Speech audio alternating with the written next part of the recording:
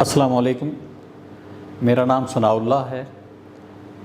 ہم آپ کو جاوید پبلشر میں خوش آمدید کہتے ہیں۔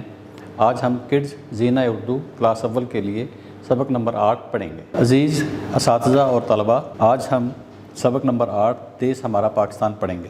یہ صوفی تبسم کی مشہور نظم یا ملی نغمہ اسے ہم کہہ سکتے ہیں۔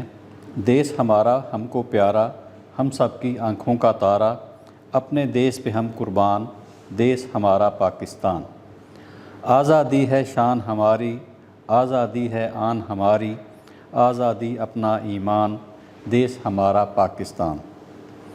پاکستان بنایا جس نے، اجڑا دیس بسایا جس نے، اس کے نام پہ ہم قربان، دیس ہمارا پاکستان۔